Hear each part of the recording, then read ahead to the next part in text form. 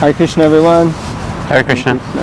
So here today doing the Bhagavatam Bites with my very wonderful and kind friend Pritesh Prabhu. So for those of you who aren't aware, the temple has an app called the My Temple Connect London app, and on that app you can see the daily darshan and regularly tune in whenever there is the temple room videos are on. You can see the class schedule, you can give donations, you can have alerts on Ekadasi, so many things. Basically, for me it's like having the temple in your pocket, on your phone, you always have access. So this is the amazing person who had the idea to create that and who put all the energy and manpower into making it happen. So I'm very fortunate and blessed to be with him this morning, and we're going to read some of the Srimad Bhagavatam together. So like that. Hare Krishna. Hare Krishna. Thank you for joining. Thank you for having me here. Okay, so we're going to read today from the third canto, continuing in the third canto, and we're reading from the 13th chapter, which is the appearance of Lord Varaha Dave. Sounds like we're having the appearance of the wild dogs over here. It's funny, it's always the smallest dogs who bark the most, isn't it? The big dog is just looking at the small dog like, what's up with you?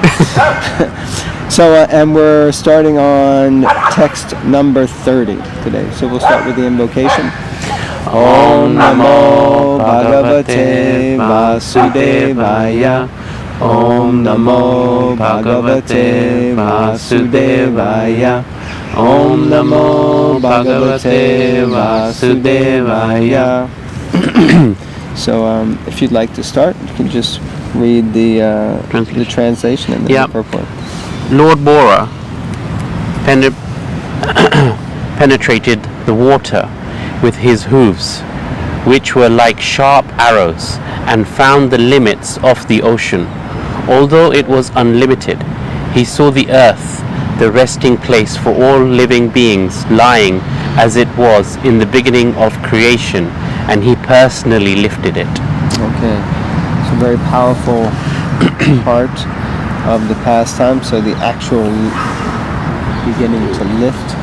The word rasayam is sometimes interpreted to mean rasatala, the lowest planetary system, but this is not applicable in the connections according to the Vishwanath Chakravarti Thakur.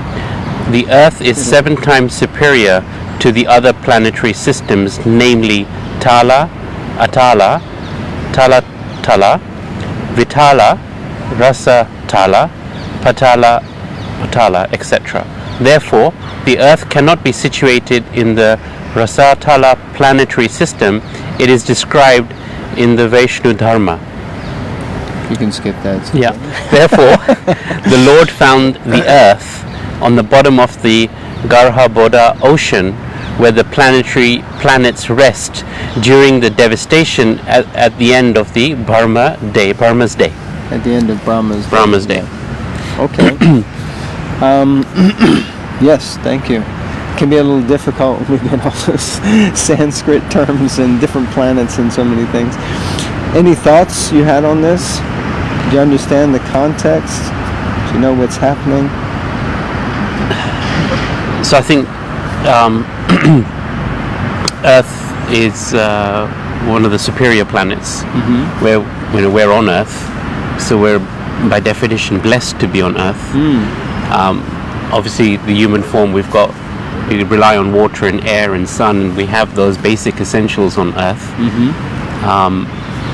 So my takeaway is that we're sort of fortunate to be on one of the superior planets. Okay, wow, very nice. Yeah, actually from that list that was given, the Earth is considered a middle planetary system, and it's actually a middle planet. The other planets that were listed, they're all lower planets, like kind of either hellish planets or heavenly, what are they called? They're called, anyway, like heavenly planets, but lower heavenly planets. Then there's the middle planet, which is Earth, and then there's the heavenly planets. So even though in one sense it's not the highest, it is, as you mentioned, it's considered a more prominent place, and of them all, the best place to take birth. Why? Because in the heavenly planets, it's all about enjoyment. And so it's very easy to forget about the ultimate goal of going back to the spiritual world. And in the heavenly planets, it's also always, there's such a suffering condition that you forget about what the ultimate goal is. So the middle planetary systems is explained to be the best place to be situated to transcend and go back to the spiritual world. Does that make sense at all? Yeah. Yeah. So right.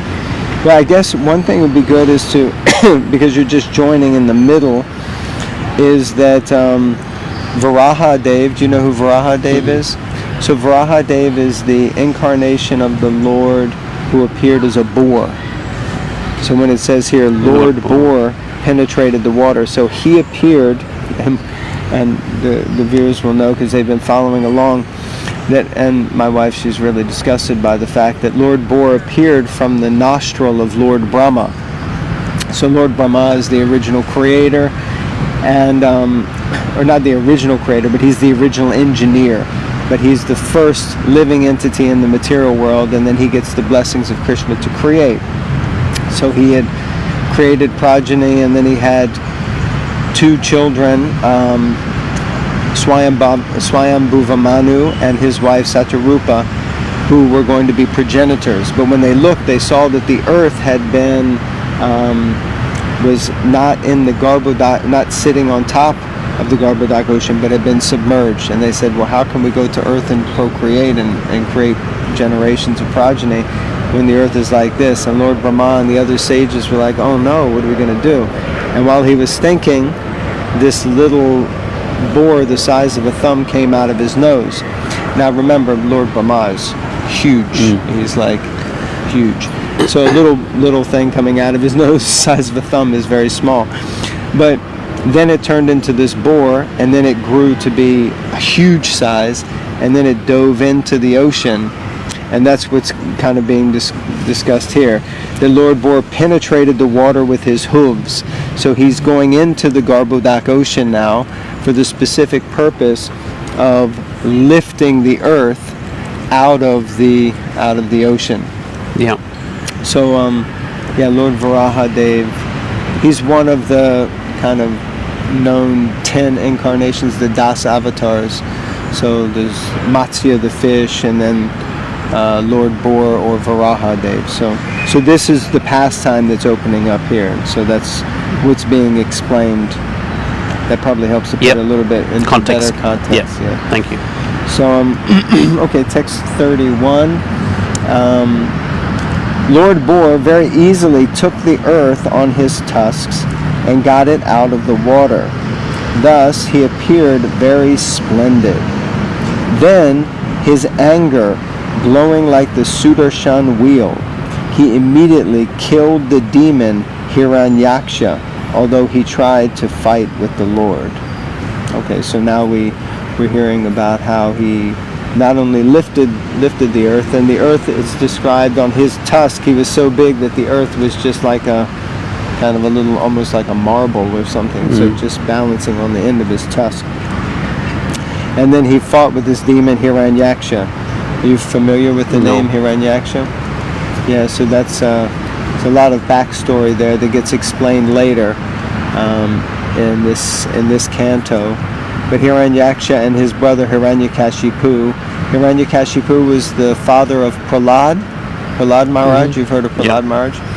And Lord Nrsingadev, the half-man, half-lion form, he appeared specifically to kill Hiranyakashipu because he had been sort of abusing or trying to kill his son Prahlad, who was a devotee. So that story gets explained in the 7th canto. So so this is the backstory. So purport. According to Srila Jiva Goswami, Also, earlier in your purport, it mentioned Vishwanath Chakravarti Thakur. Yeah. So Vishwanath Chakravarti Thakur is one of our great historical teachers or acharyas. So he wrote many commentaries, or he wrote an entire commentary on the Srimad Bhagavatam. So his commentary is like an authoritative commentary that Srila Prabhupada would use when he would give his own commentary or purport. So Jiva Goswami is another one. Okay. According to Srila Jiva Goswami, the Vedic literatures describe the incarnation of Lord Varaha, the boar, in two different devastations, namely the Chakshusha devastation and the Swayambhuva devastation. This particular appearance of the boar incarnation actually took place in the Swayambhuva devastation, when all planets other than the higher ones, Jana, Mahar, and Satya, merged in the water of devastation. This particular incarnation of the boar was seen by the inhabitants of the planets mentioned above. Srila Vishwanath Chakravarti suggests that the sage Maitreya amalgamated both the boar incarnations in different devastations and summarized them in his description to Vidura. Okay, so I guess just for explanation's sake, there's a lot of names here. So Maitreya Muni, and Vidura. You probably are familiar with Vidura, Yeah. right? So Vidura, do you know who Vidura is? His connection? No. He's often referred to as Uncle Vidura, because he's the uncle of the Pandavas Right. and the brother of Dhritarashtra and Pandu. Yeah. I guess so he is related to Bhishma Dev, and so like the Kurukshetra pastime and the Mahabharata. Yeah. Uncle Vidura, Yeah. he's the one that kept saving the Pandavas, Yeah. and prevented them from being killed when they tried to burn the house of Lak down with the Pandavas inside. He rescued and saved them. So this conversation that's happening, the person that's telling the story is Maitreya, and Maitreya is a sage or a sadhu. He's a muni, and he is conveying this story to Vidura, who's asking him to explain. He's got many questions, and he's asking many questions. So Maitreya is explaining this to him. And so, the Bhagavatam is so in-depth. As we were speaking the other day with your father-in-law, it's easy to lose track of who's speaking to whom. Because as well as this being a conversation between Maitreya and Vidura, that story is being told by Shukadev Goswami to Parikshit Maharaj, who's the grandson of Arjuna. And that conversation is being conveyed by Sutta Goswami to Shaunaka Rishi and all the sages of Naimisharanya. So there's perpetually conversation within conversation about a conversation that someone had about a conversation. So it's and now we're having a conversation about that. Same thing. So it's it can be a little bit confusing in that way.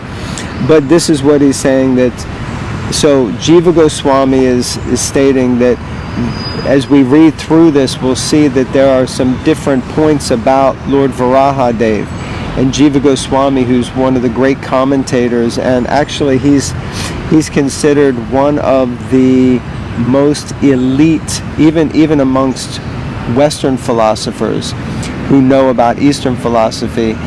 Jiva Goswami is considered the greatest Eastern philosopher in one sense, because he's written so many books on Eastern philosophy. There's something called the Satsandarbhas, which is Sat means six, right? So six books that are super thick, just commentating on the philosophy of Krishna consciousness and Vedic philosophy. So he's saying that this story, although the facts are there, but these incarnations of the Lord, they occur in repetition. So because we know that basically the whole thing is a cycle of Satya Yuga, Treta Yuga, Dwapara Yuga, and Kali Yuga. You've heard of that before. So these 4 ages, they just keep going around and cycle. So inside of that cycle, the same sort of activities happen again and again. The Lord will send different incarnations, and he'll come again and again. And so he's explaining that there's 2 times Swayambhuva and then the Chakshusha. So he says that the Chakshusha devastation and the Swayambhuva devastation. So what that means is that after at the end of a day of Lord Brahma, so at the end of a day of Lord Brahma goes to sleep. And when he goes to sleep, there's a partial devastation or annihilation of the universe. It sounds a little bit like that. Where all the planets, except for those top planets that were mentioned, Jana, Mahar, and Satya, all the other planets become submerged in a water of devastation. So in one sense, if you, of course, so like that, these devastations happen, and then when Lord Brahma wakes up, he has to recreate everything again and goes about his day. So each day begins with him having to recreate certain aspects of the material world. So it's quite complicated in some ways, but it just means that there are different periods within that cycle. So Chakshusha is another name for Manu, and Swayambhuva is the Manu who was present then. So anyway, is that really confusing? No, it's clear. Is it? Yeah. I won't ask you to repeat it back. So from what I just said, what's the kind of takeaway, or what's a reflection, or what?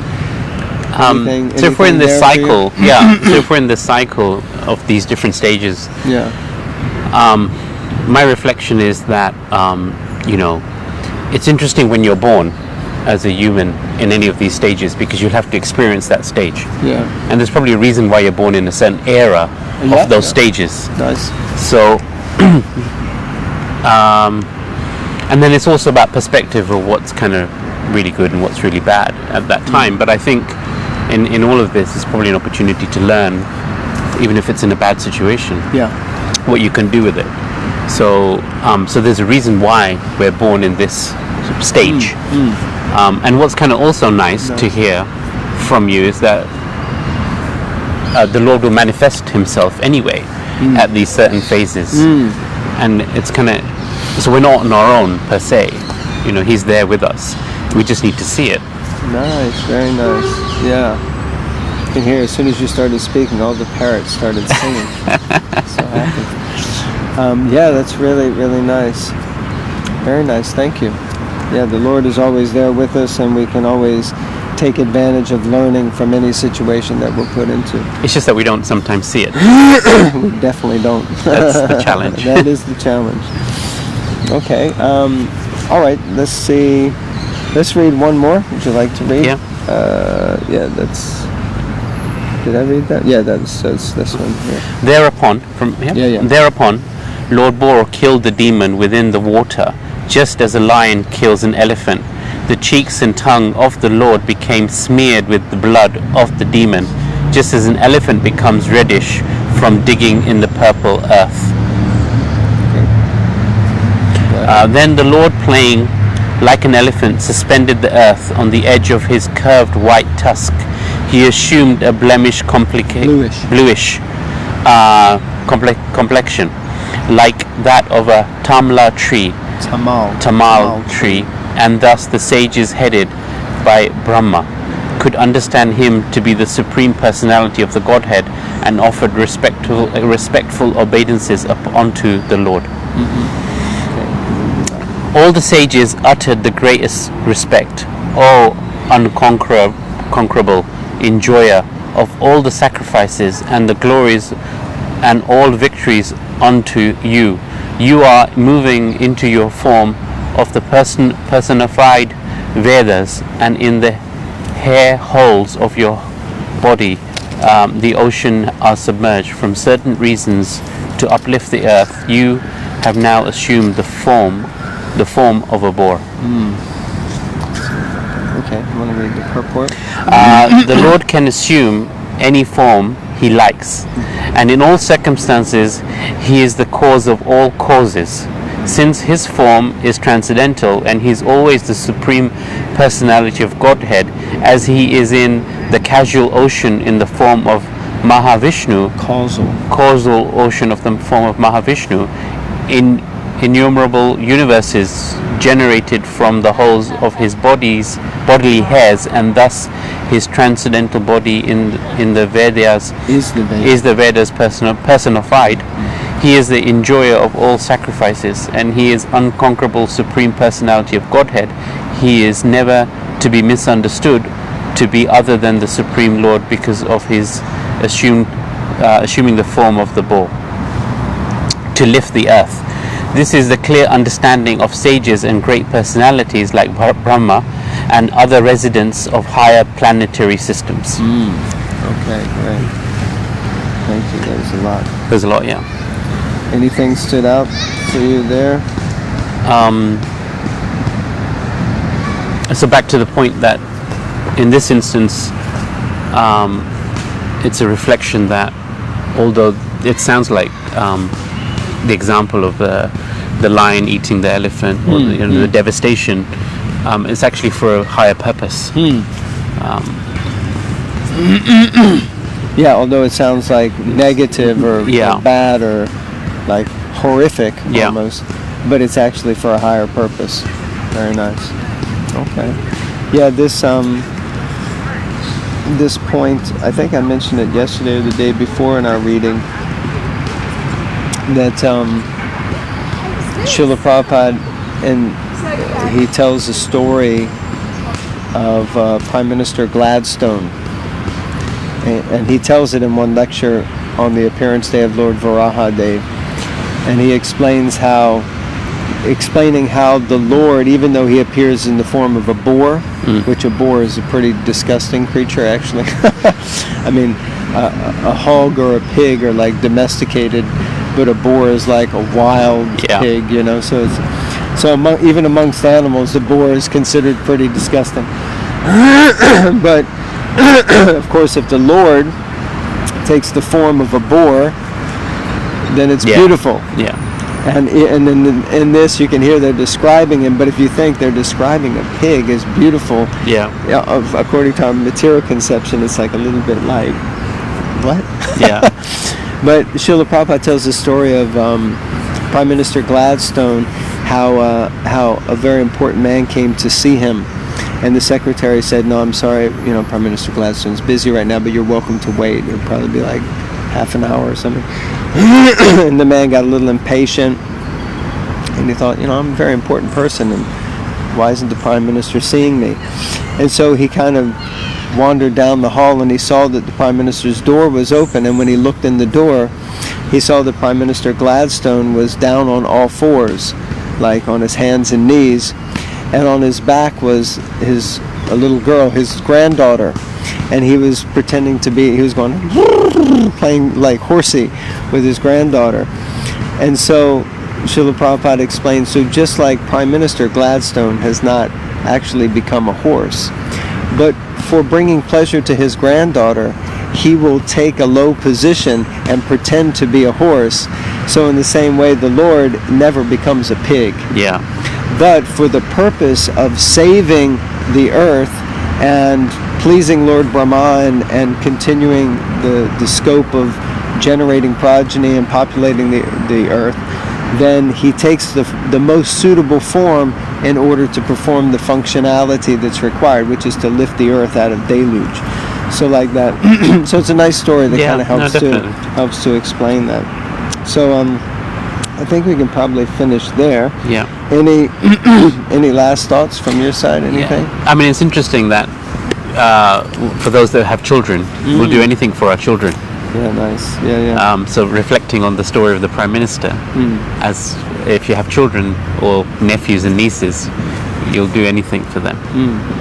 And I guess because we're all ultimately children of Krishna, That's right. children of God, then He'll do anything for us also. Exactly. And so He's always willing to make that extra sacrifice for assisting all of us.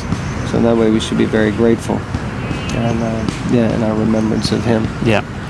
Okay, I think we'll conclude here. Thank you all very much for tuning in. Thank you, Pritesh Baru, for giving us your association. Thank you and for being present. Thank you for having me. Hare Krishna. Hare Krishna. Hopefully there'll be many more to come.